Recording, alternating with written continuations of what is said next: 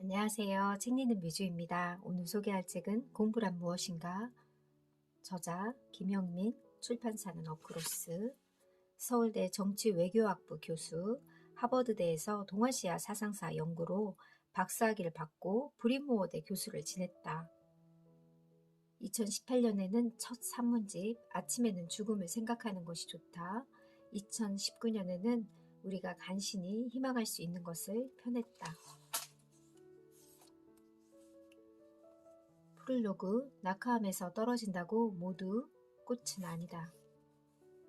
중고교가 입시 기간으로 변화되었다면 대학은 취업 준비 기간으로 변질되었다. 대학은 진리를 추구한다는 말 대신 졸업생 취업률과 자교 출신 엘리트 통계를 앞세운다. 전적으로 취업 준비 기관이 될 필요 역시 없다. 그러나 취업난에 몰린 학생들은 높은 학점을 원할 수밖에 없고 지옥으로 가는 길이 선의로 포장되듯 대학생활은 학점, 인플레로 포장되어 있다. 그리하여 남는 것은 스펙이요, 남지 않는 것은 실력이다. 방학이 되면 유복한 집 자녀들은 회의에 인턴을 하러 가지만 가난한 집 학생들은 동네 레스토랑이나 부엌에서 단무지를 썬다. 부모의 경제력 순으로 학점이 나온다고 믿게 된 이들은 부모의 얼굴도 마주하기 싫어지고 성실한 시민이 되기도 싫어지고 마침내 목전에 공부에 흥미를 잃어버리게 된다. 일부 공부의 길. 이 세상 속에서 산다는 것은 이러한 모순, 긴장 혹은 혼란 속에서 사는 것이다. 이 세상을 주제로 논술문을 쓴다는 것은 그러한 모순과 긴장과 혼란을 직시하되 그에 대한 가능한 한 모순 없는 문장을 사용하여 자신의 주장을 펼친다는 것이다. 명료함은 사람들을 화나게 한다. 정확한 단어, 사용법.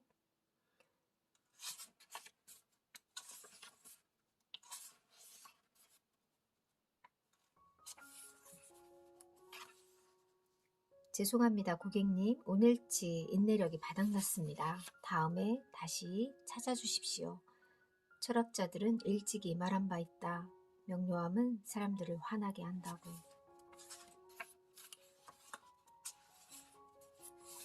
좋은 대학이라는 말을 예로 들어볼까요? 오늘날 좋은 대학이란 말은 대개 입학생들의 수능 성적이 높다는 뜻이죠. 입학한 뒤에 받게 되는 교육의 내용이나 학생들의 체험에 대해서는 고려가 거의 없죠. 언젠가 좋은 대학이라는 말이 재정의되는 시대가 올 수도 있지 않을까요?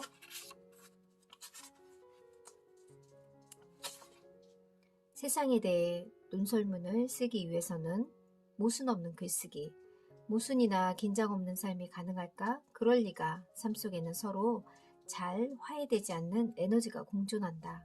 자신은 이미 결혼한 몸이면서 자신이 좋아하는 연예인이 결혼이라도 할지라면 배신감을 느끼는 팬, 피해를 주어 미안하다고 사과하면서 사과하느라 고생했으니 자신도 피해자라고 생각하는 가해자, 자신의 잘못을 통감하면서도 형량을 줄여달라고 하는 범죄자, 가부장적 질서가 싫어서 가출했지만 결국 가부장이 되어 버리고 마는 가장, 채식을 결심한 순간부터 한층 더 고기가 먹고 싶어지는 나, 완벽한 직선이란 실제 세상에 존재하지 않듯 완벽하게 일관되고 통합된 삶이란 현실에 존재하지 않기 마련이다. 세상에 대한 경험적인 지식이 쌓일수록 세상은 모순이나 긴장으로 혼란으로 점철되어 있다는 인식에 이르게 된다. 완벽하게 흠결이 없는 혁명과 오직 탐욕으로만 이루어진 자본과 오직 순박함으로 이루어진 농민 같은 것은 존재하지 않는다. 오히려 현실은 도덕적이고 싶었지만 결국 그러하지 못했던 혁명가, 너무 게을러서 탐욕스러워지는데 실패한 자본가, 섣불리 기농했다가 야반도주하는 사람들로 가득 차 있다. 세상을 자기 희망대로 단순하지 않았을 때에야 비로소 그 전까지 보이지 않던 문제들이 눈에 보이기 시작한다.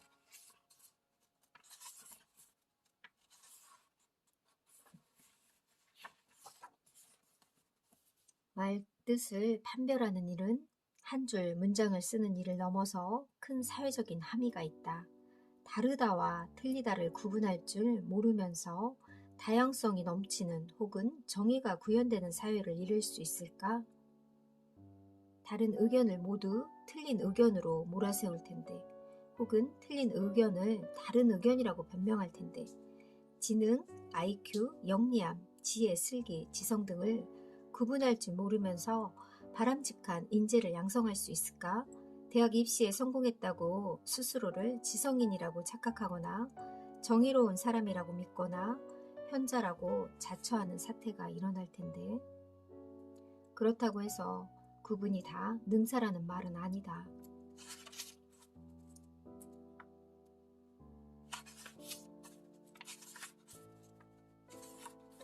2부 공부하는 삶.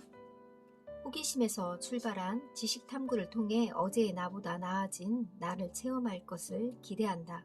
공부를 통해 무지했던 과거의 나로부터 도망치는 재미를 기대한다. 남보다 나아지는 것은 그다지 재미있지 않다. 어차피 남이 아닌가? 자기 갱신의 체험은 자기 스스로 자신의 삶을 돌보고 있다는 감각을 주고, 그 감각을 익힌 사람은 예속된 삶을 거부한다.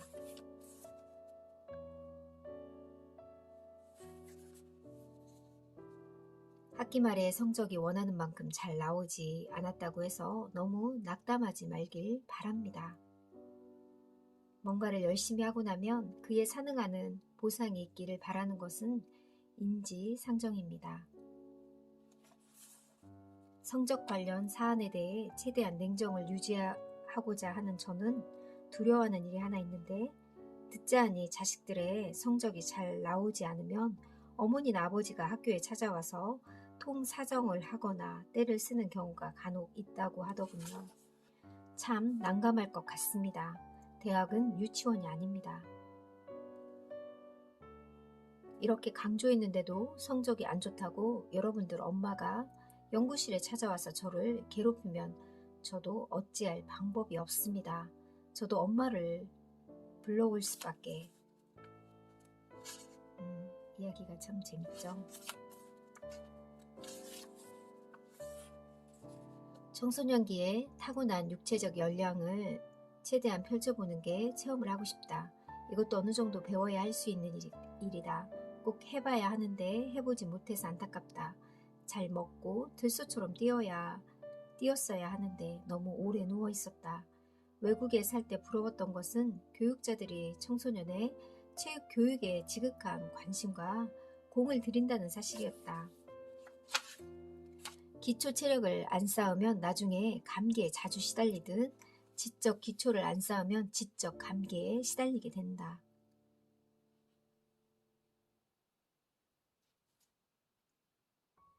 단 한 번만이라도 좋으니 아주 최고급의 교양 강의를 들어보고 싶다.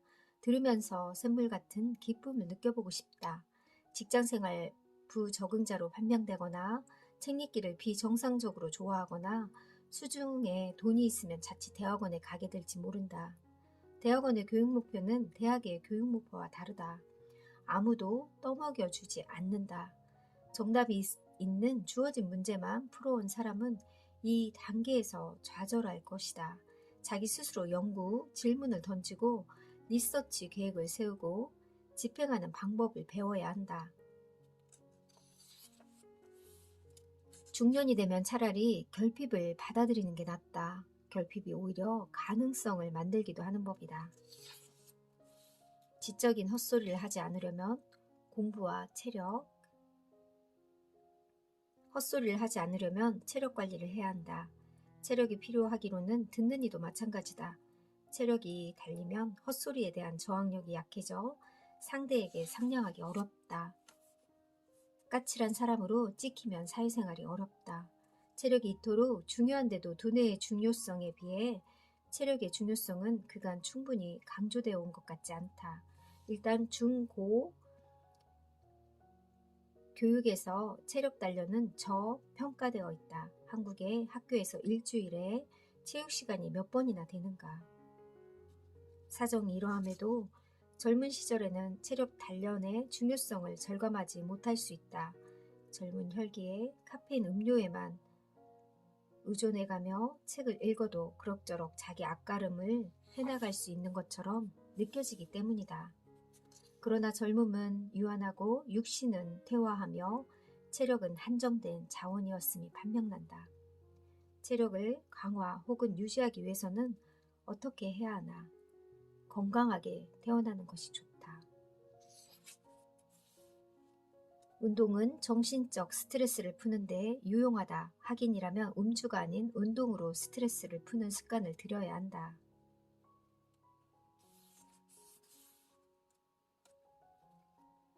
윈스턴 처칠의 조언을 경청하는 것이 좋다. 누군가의 인생, 성공, 비결을 묻자 처칠은 이렇게 대답했다. 에너지 전략이 관건이다. 앉을 수 있는데도 서 있어서는 안 된다. 누울 수 있는데도 앉아 있어서는 안 된다.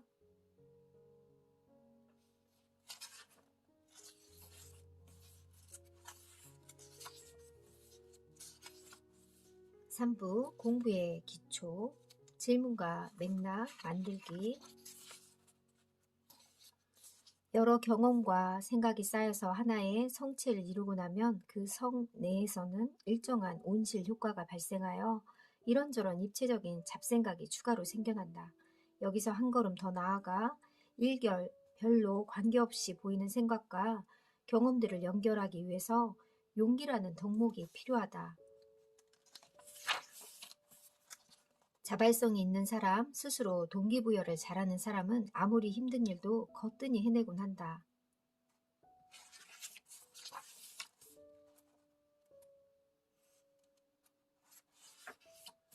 나이가 들수록 사람들이 관습적이 되기 쉬운 이유는 관습에 의존할수록 에너지 소비가 덜하기 때문이다. 실로 새롭게 생각하는 일은 여러모로 많은 정신적, 육체적 에너지를 요구한다. 그러기에 사람들은 에너지 소비를 줄이려고 가능한 한 많은 것을 습관화하려고 한다. 여유가 필요하단 말이 곧 자신을 편한 상태로 두라는 뜻은 아니다. 어렵게 손에 쥔 여유를 가지고 과감하게 험지로 떠나야 한다. 너무 안온한 환경에서 자신을 방치해두면 새로운 생각을 할 역량 자체가 퇴화해 버릴 것이다. 창의적인 사람은 예민하거나 괴짜인 경우가 수두룩하다. 정신의 날 선 도끼를 찾기 위해서 독서란 무엇인가? 책은 다른 매체보다 훨씬 더 독자에게 집중력과 몰입을 요구한다. 숨죽여 책에 집중하고 있노라면 세상이 고요해지고 독서가는 참 평화를 얻는다. 미국의 작가 수전 손택은 말했다. 독서는 제게 유흥이고 휴식이고 이로고 내 작은 자살이에요. 세상이 못 견디겠으면 책을 들고 쪼그려 눕죠. 그건 내가 모든 걸 잊고 떠날 수 있게 해주는 작은 우주선이에요. 이 작은 우주선에 중독된 나머지 나가서 뛰어놀지 않고 책 읽기에만 매진하다 보면 사회성이 부족한 사람이라니, 자신에게 과몰입해 있는 사람이라니 하는 말을 듣게 됩니다. 책을 읽는다고 꼭 자신에게 몰입되는 것은 아니다. 자신으로부터 도망치는데도 쓸모가 있다. 책에 집중하기 위해서는 일단 자신을 떠나 책 내용으로 들어가야 한다.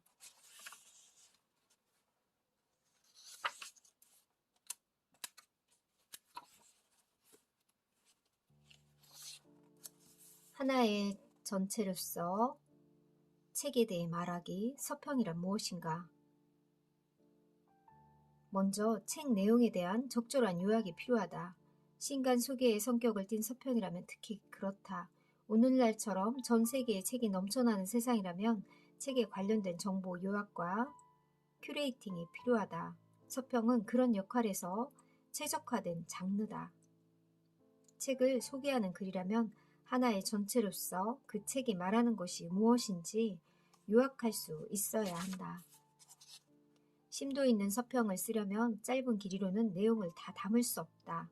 그런 경우에는 편집자가 아예 작심하고 특정 책 서평에 충분한 지면을 할애하기도 한다.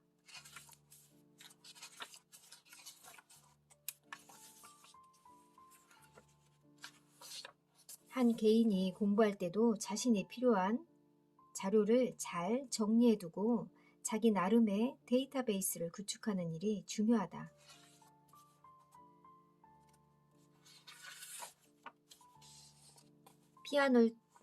피아노 뚜껑을 열고 속을 들여다보면 건반의 움직임에 따라 해머가 현을 때리고 있음을 알 수 있다.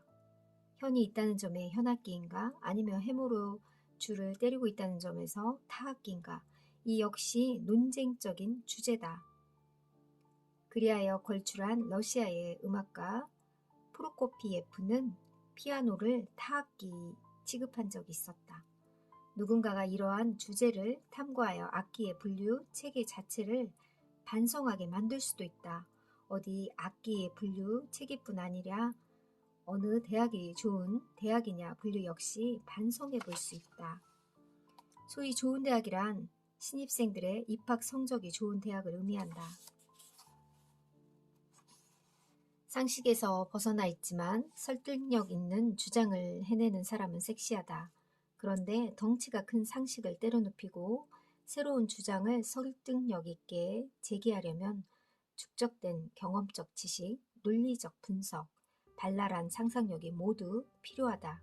그런 것들을 생략한 채 서둘러 섹시해지려고 하는 학인들이 빠지기 쉬운 함정의 점쟁이의 길이다.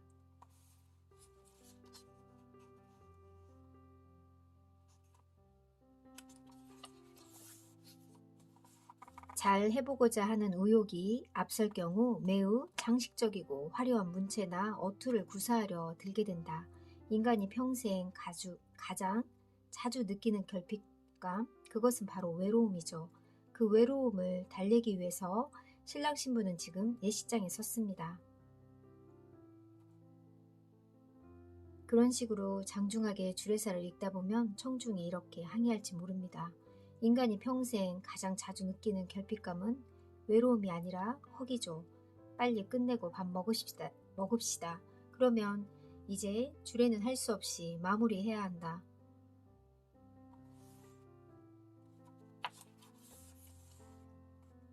비판을 감내하는 일이 쉬운 일은 아니다. 비판을 접하면 기분이 좋지 않는 것이 인지상정이다. 기분이 좋지 않는 나머지 그 비판을 수용하려 들지 않을 수도 있다. 어떤 주장에 대한 비판과 그 주장을 한 사람에 대한 비판은 분석적으로 구별되어는 것이지만 양자를 구분하기 어려운 경우도 있다. 토론도 예의에 어긋나는 대표적인 예는 연장자랍시고 반말을 해대는 것이다. 공적인 토론장에서 반말을 찍찍 해대는 사람은 내심 나 같은 윗사람이 말씀하시니 너 같은 아랫사람이 이 말씀을 잘 받아들여라고 생각하는 것과 같다. 인간은 자기 중심적인 경향이 있어서 원래 상대방의 생각에 귀 기울이기 어려운 법인데 상대가 반발을 통해 자기 의견을 강요하려 들면 반발심이 생겨 더 귀를 기울이지 않게 된다.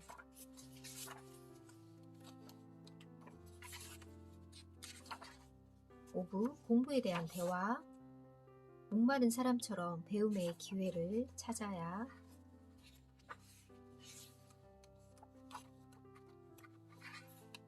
에필로그 휴식에 대한 공상. 공부에 매진해 본 사람만이 제대로 쉴 수 있습니다. 당겨진 활쉬만이 이완될 수 있듯이 공부라는 긴장을 해본 사람만이 휴식이라는 이완을 체험할 수 있습니다. 공부를 못하는 것은 부끄럽지 않지만 공부를 안 해서 제대로 못 쉬는 것은 부끄럽습니다. 공부를 열심히 할수록 쉬는 일은 쉬워집니다. 평소에 걷기만 하는 사람은 걷는 일이 휴식이 될 수 없겠죠. 늘 누워있는 사람은 걷는 일조차 고역이겠죠. 그러나 마라톤을 하는 사람에게는 걷는 일 정도는 휴식입니다. 평소에 책을 별로 안 읽는 사람은 책 읽는 일이 휴식이 될 수 있겠죠. 평소에 아무것도 읽지 않는 이에게는 읽는 것 자체가 고역이겠죠. 그러나 평소에 어려운 책을 읽는 이에게 어지간한 독서는 다 휴식이 됩니다. 앞으로 걷는 것만은 휴식은 아닙니다. 퇴행도 휴식입니다. 어려운 글을 쓰던 사람이 쉬운 글을 쓰고 어려운 말을 하던 사람이 쉬운 말을 하면 그 순간 휴식이 됩니다. 버지니아 울프는 이렇게 말했습니다. 무슨 수를 써서라도 여행하고 빈둥거리며 세계의 미래와 과거를 성찰하고 책을 읽고 공상에 잠기며 길거리를 배회하고 사고의 낚싯줄을 강 속에 깊이 담글 수 있기에 충분한 돈을 여러분 스스로 소유하게 되기를 바랍니다. 여행 중에는 틈틈이 난 언제나 바다 괴물에 대해 생각하고 있다라는 문장을 읊어야 합니다. 언제가 좋을까요? 문어 요리를 먹든가 하다가 말하는 겁니다. 난 언제나 바다 괴물에 대해 생각하고 있다. 대화 중에 정적이 흐르면 난 언제나 바다 괴물에 대해 생각하고 있다. 누가 무례하게 결혼 계획을 물으면 난 언제나 바다 괴물에 대해 생각하고 있다. 언제 논문을 다 쓸 거냐고 물어도 난 언제 바다 괴물에 대해 생각하고 있다. 19세기 독일의 작가 루트비 베히슈타인은 게으름뱅이의 천국이란 작품에서 맛있는 것으로 가득 찬 게으름뱅이의 천국에 들어가려면 먼저 죽으로 된 벽을 먹어서 헐어야 한다는 말로 이야기를 끝맺습니다. 단테의 신곡을 강독해야 합니다. 신곡은 이렇게 시작합니다. 인생을 절반쯤 살았을 무렵 길을 잃고 어두운 숲에 서 있는 내 자신을 발견했다. 그 거칠고 가혹하고 준엄한 숲이 어떠했는지 입에 담는 것조차 괴롭고 생각만 해도 몸서리 쳐진다. 죽음도 그보다는 더 쓸 것이다.